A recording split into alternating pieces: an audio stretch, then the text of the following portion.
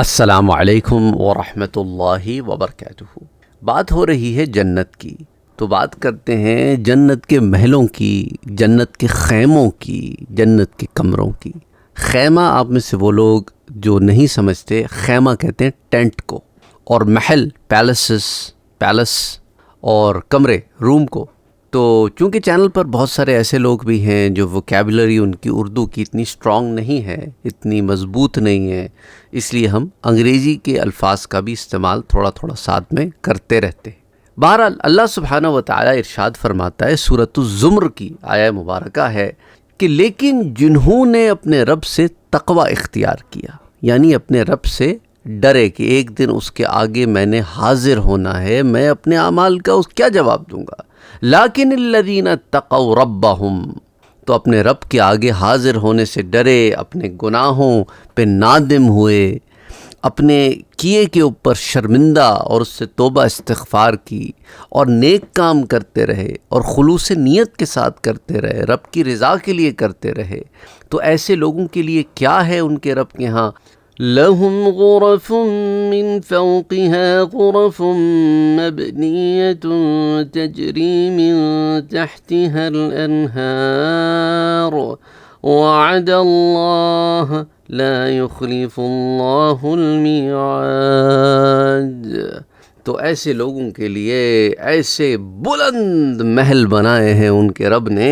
یہاں لفظ غرف استعمال ہوا ہے جو عام طور پہ غرفہ عربی میں کمرے کو کہتے ہیں، لیکن بعض مترجمین نے اس کا ترجمہ کمرہ نہیں کیا، بلکہ جیسے کنز العرفان میں آتا ہے کہ اس کا ترجمہ محل کیا گیا ہے کہ اللہ سبحانہ و تعالی ان کے لیے محل کے اوپر مزید بلند محل، یعنی ایسے بلند محل ہوں گے کہ ان کے اوپر مزید بلند محل بنے ہوئے ہوں گے، اور ان کا معاملہ یہ ہوگا کہ ان کے نیچے نہریں بہتی ہوں گی، اور یہ اللہ کا وعدہ ہے اور اللہ وعدہ خلافی نہیں کرتا۔ تو اب یہاں پر وہ لوگ جو اپنے رب سے ڈرنے والے ہیں، اس کی اطاعت و فرما برداری کرنے والے ہیں، ان کے لیے جنت کے بلند محلات ہیں، جن کے اوپر مزید بلند محلات ہیں جو ان سے زیادہ بلند ہیں۔ یعنی کہنے کا مقصد یہ ہے کہ ایک محل دیکھو گے تم تو کہو گے او کتنا بلند محل ہے، کتنا بڑا پیلس ہے، اور آگے جاؤ گے تو اس سے بھی بڑا ایک پیلس پاؤ گے۔ تو ایسے ان کے رب نے بلند پہ بلند چیزیں عطا فرمائی ہیں۔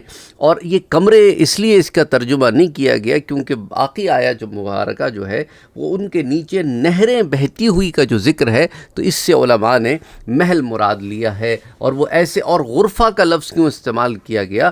کیونکہ وہ ایسے محل ہوں گے، جیسا میں نے آپ سے پہلے بھی آپ کو بتایا تھا کہ ایک موتی سے تراشا ہوا محل ہے، ایک ہیرے سے تراشا ہوا محل ہے، اور وہ بیسیکلی ایک ہیرا ہے نا، تو ایک اس کے ایک ہونے کی وجہ سے، سنگل یونٹ ہونے کی وجہ سے لفظ غرف کا استعمال ہوا ہے، لیکن دراصل وہ اپنے اندر محل کا سا حجم رکھتا ہوگا، محل کا سی کی ڈیپتھ رکھتا ہوگا، ڈیٹیلز رکھتا ہوگا۔ اور اس کو پھر تفسیر خازن میں اسی آیہ مبارکہ کے تحت بیان کیا گیا ہے۔ اور حضرت ابو سعید الخدری رضی اللہ تعالی عنہ سے روایت آتی ہے کہ حضور اکرم صلی اللہ علیہ وآلہ وسلم نے ارشاد فرمایا، بے شک جنتی لوگ اپنے مقامات میں فرق کے باعث اپنے سے اوپر بالا خانے والوں کو ایسے دیکھیں گے جیسے افق میں مشرق یا مغرب کی جانب کسی روشن ستارے کو دیکھتے ہیں۔ تو صحابہ کرام نے عرض کیا، یا رسول اللہ صلی اللہ علیہ وآلہ وسلم، وہ تو انبیاء علیہم السلام کی منزلیں ہیں، دوسرے وہاں کیسے پہنچ سکتے ہیں؟ تو ارشاد فرمایا، کیوں نہیں وہ لوگ پہنچ سکیں گے جو اللہ پر ایمان لائے اور رسولوں کی تصدیق کی۔ بخاری شریف کتاب بدء الخلق میں حدیث نمبر 3256 کے تحت، یعنی کہ گویا جیسے تم آسمان میں ستارے دیکھتے ہو نا، ویسے ہی جنتی اپنے جب اوپر دیکھیں گے تو انہیں ایسے ستارے چمکتے معلوم ہوں گے۔ وہ چمکتے ستارے نہیں ہوں گے، وہ ان لوگوں کی جنتیں ہوں گی جو اعلیٰ مقامات پر ہیں۔ تو گویا جنت بھی اپنے اندر ایک یونیورس کی سی کیفیت رکھتی ہوگی کہ تم جیسے زمین میں آسمان پہ نظر دوڑاتے ہو تو تمہیں ستارے نظر آتے ہیں، تو ویسے وہاں تم آسمان پہ جو تمہارا آسمان ہوگا، وہاں تو عرش ہے، آسمان عرش کی روشنی، جنت کی روشنی، تو وہاں پر تمہیں ایسے نظر آئیں گی اعلیٰ مقامات کے لوگوں کی جنتیں کہ گویا وہ ستارے ہیں جو چمکتے۔ تو بہرحال اس آیہ مبارکہ میں اللہ سبحانہ و تعالیٰ نے جنت کے ان کمروں کی یا کمرہ نما یا محلوں کی، جو محل نما کمروں کی جو بھی اس میں آپ لے لیں انڈرسٹینڈنگ، ظاہری الفاظ پہ لے لیں یا اصل معنوی معنی لے لیں، تو اب اس کے اندر ایسی جو تفصیلات ہیں نا وہ اب ہمارے ذہن میں نہیں آ سکتی، کیونکہ اس کی ڈیٹیل ہمیں نہیں پتہ۔ یہ تو انشاءاللہ وہاں جائیں گے تو پتہ چلے گا۔ تو وہ لوگ جن کے ذہن میں جنت میں کوئی تمثیلی، کوئی مثالی چیز ہے، نہیں حقیقت میں تعمیر شدہ ہے۔ اور سورۃ الفرقان میں اللہ فرماتا ہے اولئک یجزون الغرفة بما صبروا، یہی وہ لوگ ہیں جن کو ان کے صبر کی وجہ سے یہ اس طرح کے محل یا اس طرح کے جو ہے کمرے جو ہے انہیں بطور بدلہ دیے جائیں گے۔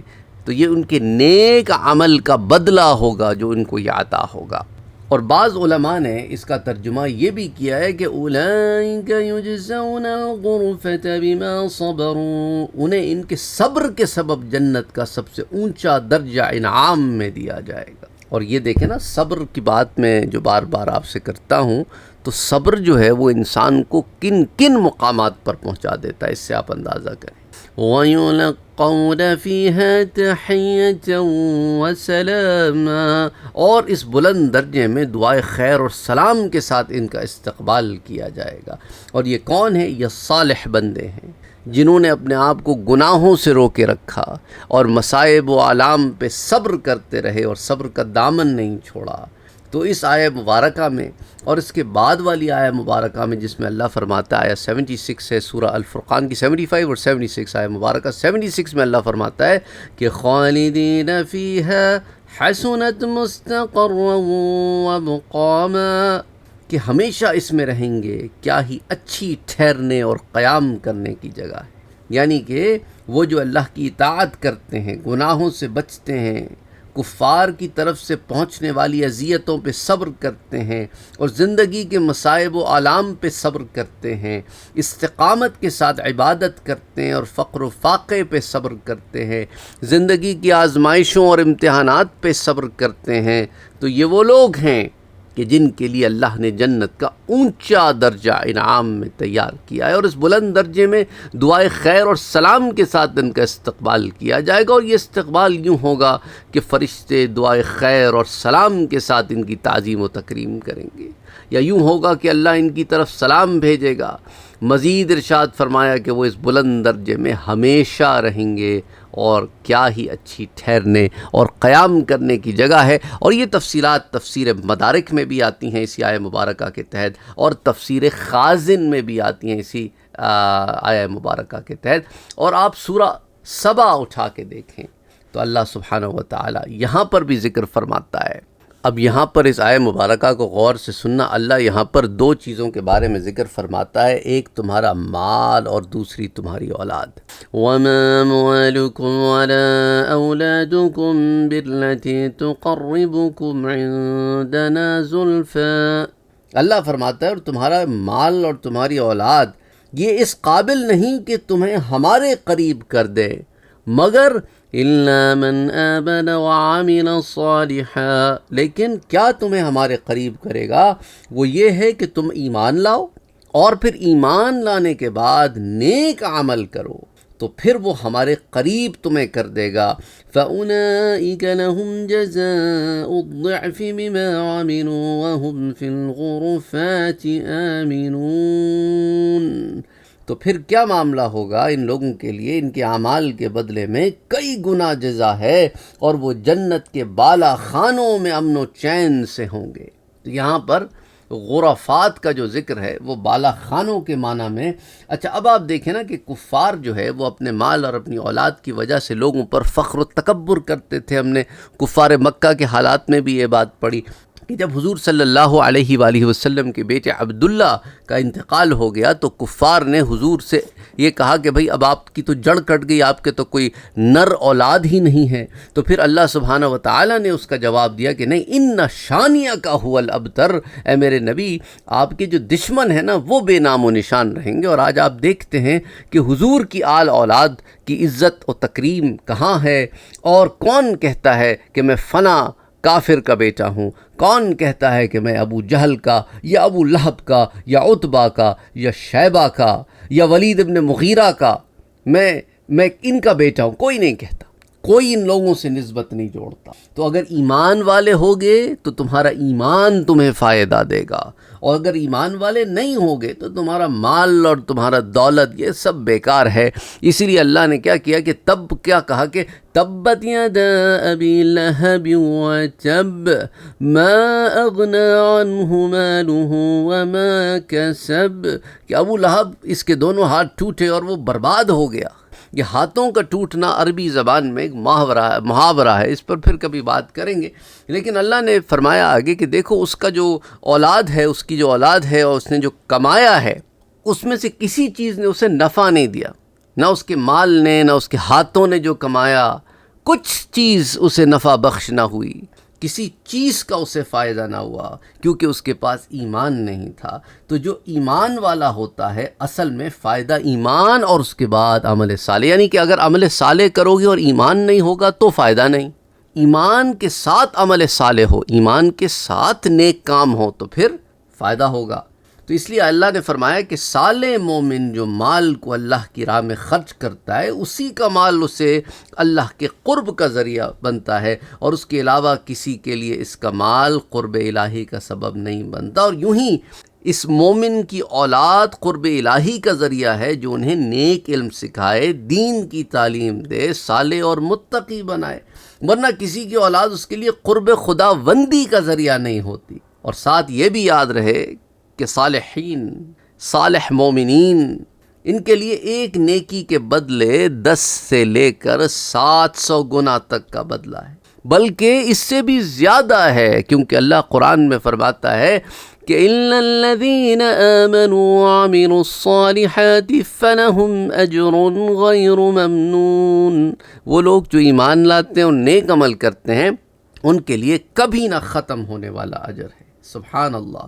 اور وہ جنت کے بالا خانوں میں امن و چین کے ساتھ ہوں گے۔ تفسیر تبری میں سورہ سبا کے تحت اس کی تفسیر آتی ہے، پھر تفسیر مدارک میں، پھر روح البیان میں، یہ ساری باتوں کا خلاصہ میں نے آپ کے سامنے یہاں پہ رکھا ہے۔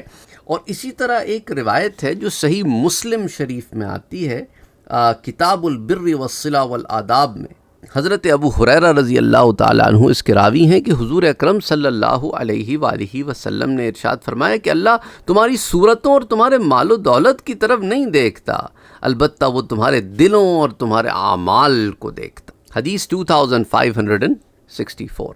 تو یہاں پہ یہ جو بالا خانے یعنی کہ اونچی عمارتیں، اونچی بلند عمارتیں کہ جن کی چھتیں بھی ہوں، ان کی بالکنیز بھی ہوں، اس طرح کے معاملات ہوں۔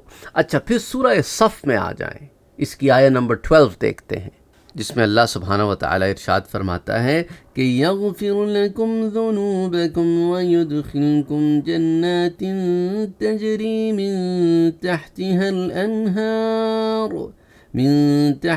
الأنهار ومساكن طيبة في جنات عدن ذلك الفوز العظیم، وہ تمہارے گناہ بخش دے گا اور تمہیں ان باغوں میں داخل فرمائے گا جن کے نیچے نہریں رواں ہیں، اور پاکیزہ رہائش گاہوں میں، وَمَسَاكِنَ طَيِّبَةً، اور پاکیزہ رہائش گاہوں میں جو ہمیشہ رہنے کے باغوں میں ہیں۔ اور یہی بہت بڑی کامیابی ہے۔ تو یہاں پر رہائش گاہوں کا ذکر ہے، اور ایسی رہائش گاہیں جو پاکیزہ ہوں گی، جو اچھی ہوں گی، اور یہاں پہ جو کچھ ملے گا وہ ہمیشہ کے لیے ملے گا۔ اسی لیے اگر آپ کو یاد ہو، حضرت آسیہ رضی اللہ تعالی عنہا فرعون کی بیوی ہیں، جنہوں نے حضرت موسیٰ علیہ السلام کو بچپن میں پالا، وہ ایمان لائیں اور پھر فرعون نے انہیں شدید عذاب میں مبتلا کیا، لیکن انہوں نے اللہ سبحانہ و تعالی سے دعا مانگی کہ اللہ رب ابن لی عندک بیتا فی الجنہ، اے میرے رب میرے لیے اپنے یہاں جنت میں کوئی گھر بنا۔ اللہ اکبر اللہ اکبر، یعنی ایک لمحے کو سوچیں وہ دعا کیسی دعا ہوگی، وہ دعا میں کیا تڑپ ہوگی، وہ ایمان کی کیا کیفیت ہوگی کہ ان کی دعا کو اللہ نے قرآن کا حصہ بنا دیا۔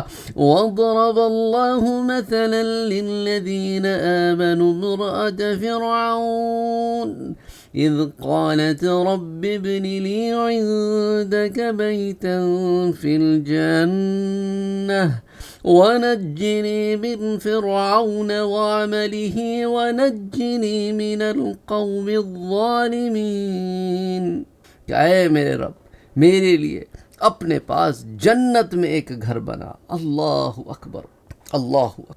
اور اللہ سبحانہ و تعالیٰ نے اسے ایک مثال کے طور پہ، ایک ایگزامپل کے طور پہ، ایک ماڈل کے طور پہ مسلمانوں کے سامنے رکھا کہ دیکھو مسلمانوں، کافروں کے ظلم و ستم سے گھبرانا نہیں، پریشان نہیں ہونا، کیونکہ یاد رہو ایک ایسا وقت بھی آیا تھا کہ فرعون کی بیوی آسیہ جب موسیٰ علیہ السلام پر ایمان لے آئیں تو فرعون کو جب خبر ہوئی تو اس نے انہیں سخت سزا دی اور 4 میخوں سے آپ کے ہاتھ پاؤں بندھوا دیے، سینے پر بھاری چکی رکھ دی اور اسی حال میں انہیں سخت دھوپ میں ڈال دیا۔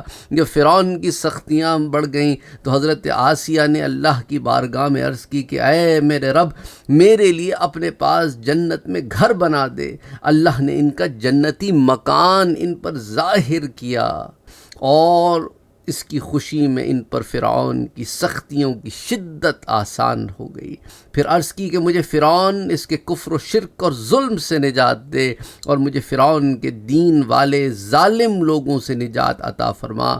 چنانچہ ان کی یہ دعا قبول ہوئی اور اللہ نے ان کی روح قبض فرما لی۔ تو جس طرح فرعون کے کفر نے حضرت آسیہ کو کوئی نقصان نہ پہنچایا اور اس کی وجہ سے آپ کو کوئی عذاب نہیں ہوا، اسی طرح مسلمانوں کو ان کے رشتہ داروں کا کفر نقصان نہیں پہنچائے گا اور ان کے کفر کی وجہ سے مسلمانوں کو عذاب نہ ہوگا۔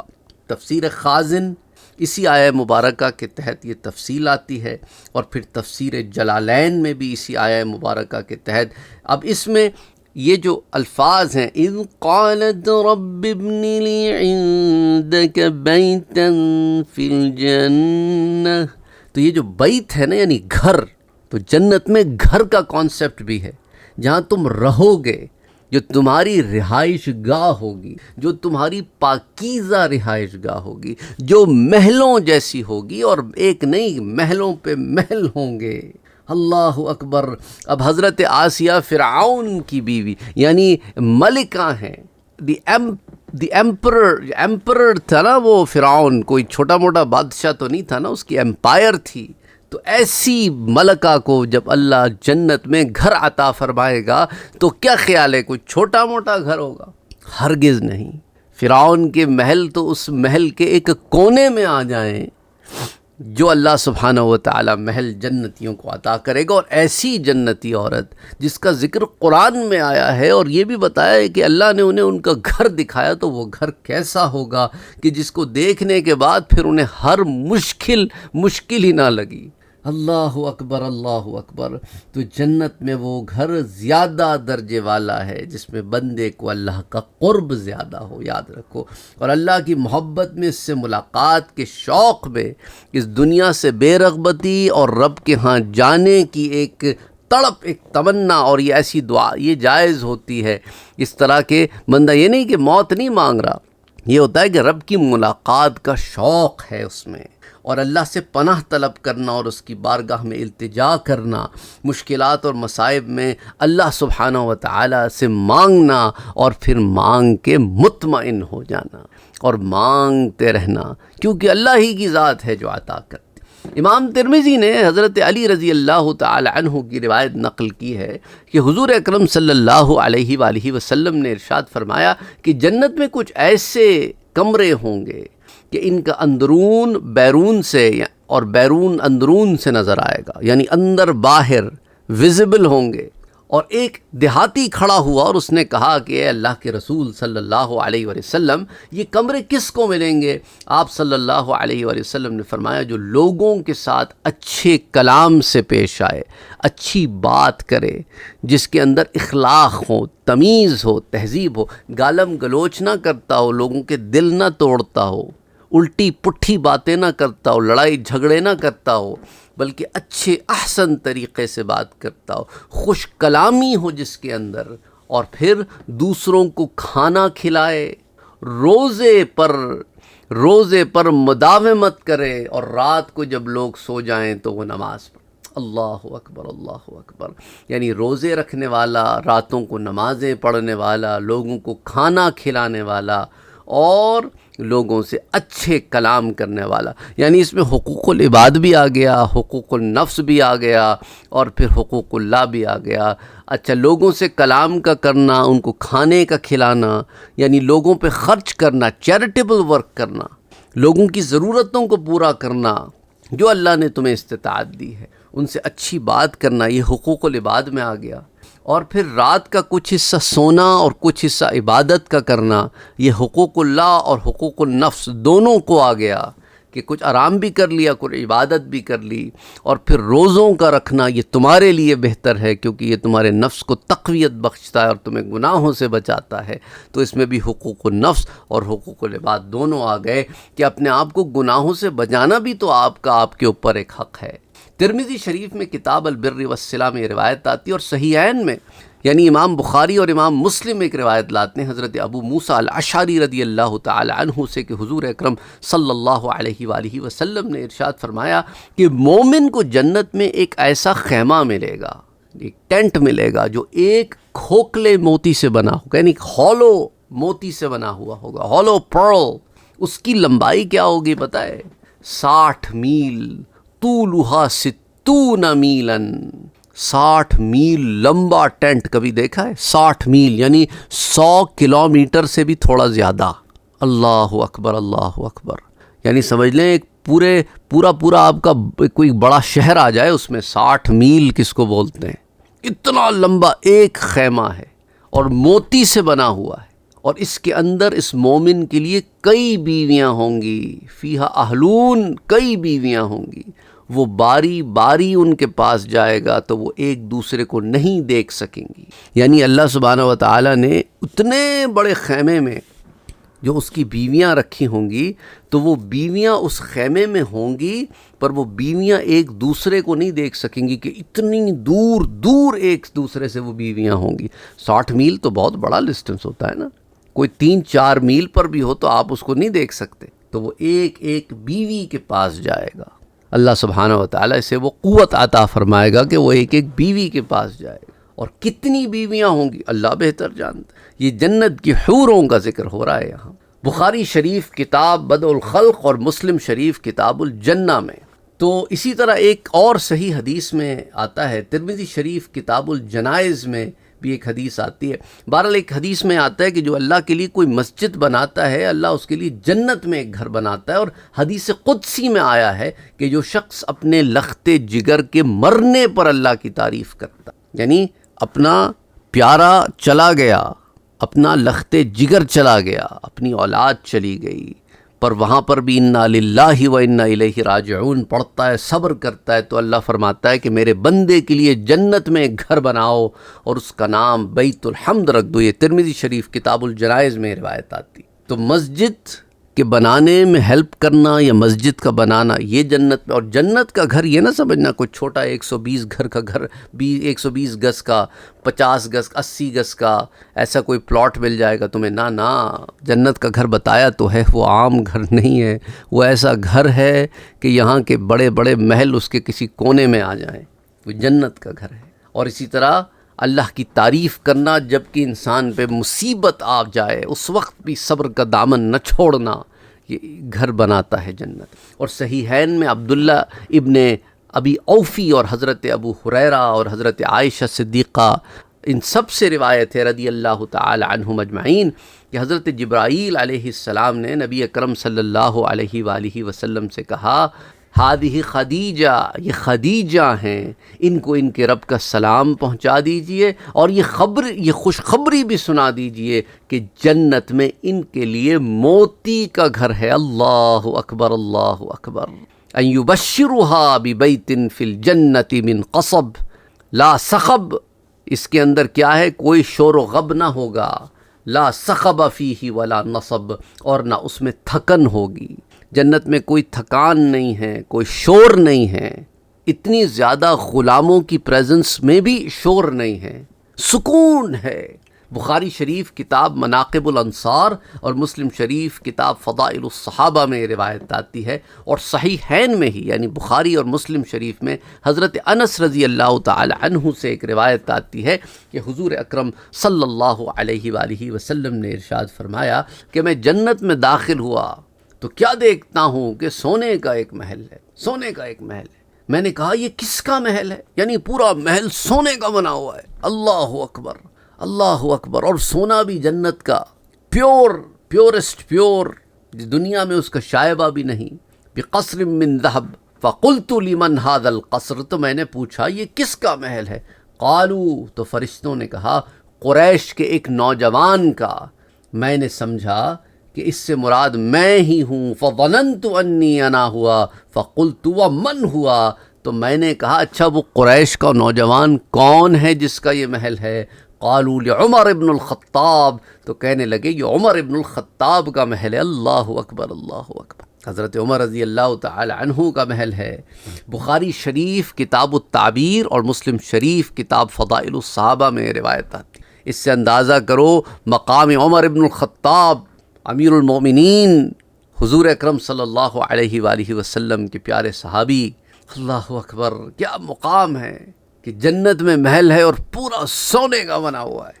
اچھا، اور امام بیہقی نے حضرت عبداللہ ابن عباس کی روایت نقل کی ہے کہ حضور اکرم صلی اللہ علیہ وآلہ وسلم نے فرمایا کہ جنت میں کچھ ایسے کمرے ہوں گے کہ اگر ان کا مکین اندر ہوگا تو باہر کا حصہ اس سے پوشیدہ نہ ہوگا، اور اگر باہر ہوگا تو اندر کا حصہ پوشیدہ نہ ہوگا، یعنی اندر باہر ایسے ٹرانسپیرنٹ محل ہوگا۔ اللہ اکبر، اللہ اکبر۔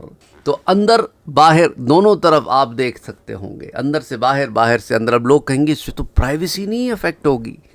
یہ دیکھو جنت نا ہمارے آپ کے محلوں کی طرح نہیں ہے کہ جہاں پہ پڑوسی کے گھر میں جھانکا تانی ہو رہی ہے۔ وہ اس جنتی کی جنت ہے، اس میں کسی غیر کا کوئی آنا جانا نہیں ہے، وہ اس جنتی کی جنت ہے۔ ایسا ہی ہے جیسا کہ تم گھر میں ایک گلاس کا کمرہ بناؤ اور اس گھر میں صرف تم ہی رہتے ہو، تو اس گلاس کے کمرے میں تم جاؤ یا تم نہ جاؤ صرف تم ہی دیکھ سکتے ہو اور کوئی دیکھ نہیں سکتا۔ تو بس یہ ہے کہ privacy at the highest level ہے، وہاں پہ کوئی کسی کی پرائیویسی انویڈ نہیں کرے گا، کوئی جھانکا تانی نہیں ہے۔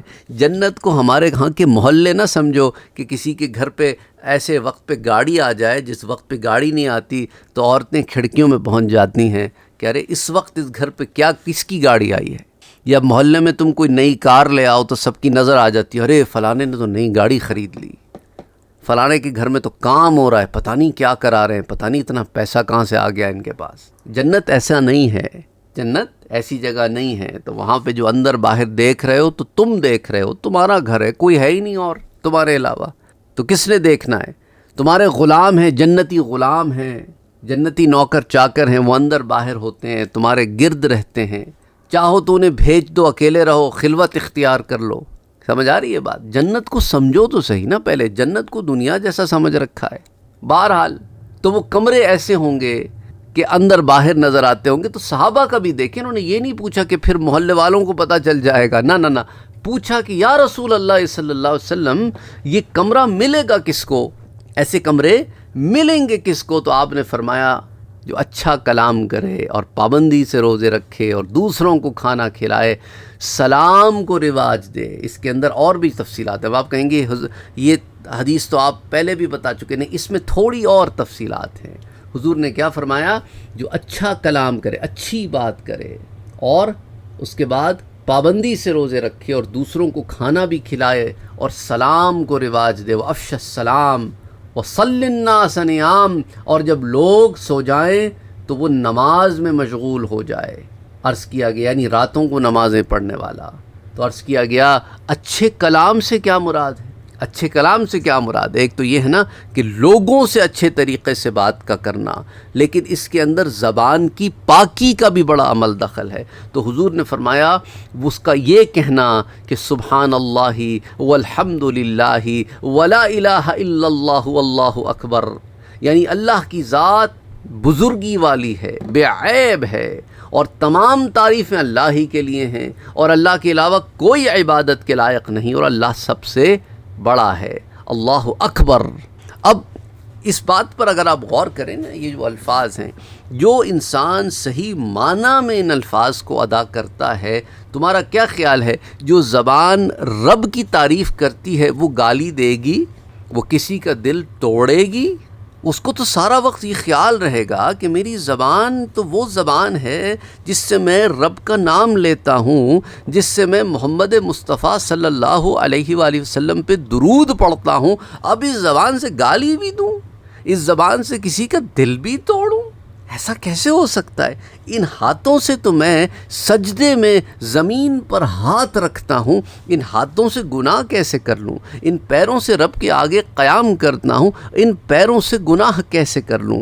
ان آنکھوں سے میں گناہ کیسے کر لوں؟ ان آنکھوں کو تو جھکانا ہے رب کے سامنے، سمجھ رہے ہیں؟ ان کانوں سے گناہ کیسے کر لوں؟ ان میں تو اللہ کا کلام کی آواز پڑتی ہے۔ اللہ اکبر، اللہ اکبر۔ جو اس بات کو سمجھ جاتا ہے پھر اس سے گناہ نہیں ہوتے۔ سبحان اللہ والحمد للہ ولا الہ الا اللہ واللہ اکبر۔ اور پوچھا روزے کی پابندی سے کیا مراد ہے؟ جس نے رمضان کے روزے رکھے، فرمایا جس نے رمضان کے روزے رکھے اور پھر جب دوسرے رمضان آیا تو اس کے بھی روزے رکھے۔ تو پوچھا گیا کھانا کھلانے سے کیا مراد ہے؟ فرمایا جو اپنے اہل و عیال کی کفالت کرے اور ان کو کھانا کھلائے۔ نہیں کتنا آسان کر دیا نا تمہارے لیے۔ اگر تمہارے پاس زیادہ گنجائش نہیں ہے تو کم سے کم اپنے گھر والوں کا ہی اچھا خیال رکھو۔ وہ ایک خاتون کا میسج آیا، کہنے لگیں کہ میرے ایک شوہر تھے وہ اچھے نہیں تھے، اس کے بعد ایک دوسرے شوہر آئے، وہ اچھے تو ہیں پر میں ان کی دوسری بیوی ہوں تو مجھے بچا کچا دے دیتے ہیں، جو پہلی سے بچ جاتا ہے وہ مجھے دے دیتے ہیں، جو پہلی کا پرانا ہو جاتا ہے وہ مجھے دے دیتے ہیں۔ یہ کس قسم کا ایک عجیب ہم نے معاملہ کیا ہوا ہے۔ نفس پرستی میں شادیاں کر لیتے ہیں لیکن ہم بیلنس نہیں رکھتے، ہم انصاف نہیں کرتے۔ خدا کا خوف کرو، پکڑے جاؤ گے قیامت کے دن۔ یہ کیا طریقہ ہے؟ تو اب اپنے اہل و عیال کی کفالت کا کرنا اور ان کو کھانوں کا کھلانا۔ اب دیکھو نا، جب تم اپنے بیوی بچوں پہ خرچ کرتے ہو، اسراف کی بات نہیں کرو، خرچ کرتے ہو ان کی تعلیم پہ، ان کی تربیت پہ، ان کے کھانے کھلانے پہ، جو تمہیں اللہ نے استطاعت دی ہے، تو تمہارے لیے یہ بھی جنت میں گھر بنانے اور ایسے گھر بنانے کے لیے یہ اعمال جو ہیں رجسٹر ہو رہے ہیں۔ پھر عرض کیا گیا سلام کو رواج دینے سے کیا مراد ہے؟ افشا السلام سے کیا مراد ہے؟ فرمایا دیکھو اپنے بھائی کو سلام کرنا اور اس سے مصافحہ کرنا۔ مصافحہ یعنی اس کے ہاتھوں میں ہاتھ دے کے ہاتھ ملانا۔ اب ایک ہاتھ سے ایک ہاتھ بھی ملا سکتے ہیں اور اس کا ایک ہاتھ اپنے دونوں ہاتھوں میں بھی لے سکتے ہیں۔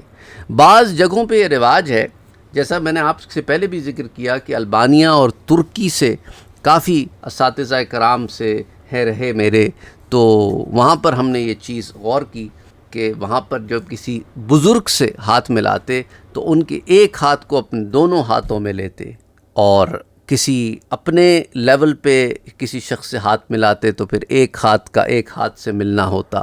وہ ایک رواج تھا وہاں پہ، تو بزرگوں کو دونوں ہاتھوں سے ہاتھ ملانے کا رواج۔ اب چونکہ میں مختلف ملکوں میں مختلف عمروں میں رہا ہوں، ہو سکتا ہے ہمارے ہاں بھی کہیں اس طرح کا رواج ہو رہا ہے، بہرحال اللہ سبحانہ و تعالیٰ بہتر جانتا ہے۔ اینی وے، کہنے کا مطلب یہ آئی ایم ایکسپلیننگ حدیث اوور ہیئر کہ مصافحہ کا کرنا اور تحیہ یعنی اب سلام کرنا۔ تو پوچھا گیا لوگوں کے سونے کے بعد نماز پڑھنے سے کیا مراد ہے؟ تو فرمایا عشاء کی نماز، صلاۃ العشاء الاخرہ۔ تو اس حدیث پر اس کے ایک راوی حفص بن عمر کی وجہ سے کلام کیا گیا ہے، مگر پھر ابن قیم فرماتے ہیں کہ اس کے دیگر شواہد ہیں جو اس کو تقویت دیتے ہیں۔ یہ روایت امام بیہقی اسے البعث والنشور میں لاتے ہیں۔ تو بہرحال یہ ایک روایت ہے، اس کی تفصیلات ہیں۔ اللہ سے دعا کرو کہ اللہ سبحانہ و تعالی آپ کو اور مجھے نیک اعمال، صحیح معنی میں اس نیک اعمال کرنے کی توفیق عطا فرمائے، اور گناہوں سے بچنے کی کوشش کرنی چاہیے، بہت ضروری ہے۔ ہم کوشش ہی نہیں کرتے نا، مسئلہ سارا یہ ہے۔ ہم کہتے ہیں کل کر لیں گے، پھر کر لیں گے، ابھی تو یہ کر لو پھر توبہ کر لیں گے۔ نہ نہ نہ نہ، ایسا نہ کرنا، ایسا نہ کیا کرو، ابھی کرو، ابھی چھوڑنا ہے، ابھی چھوڑنا ہے۔ اللہم صلی علی محمد وعلی آل محمد۔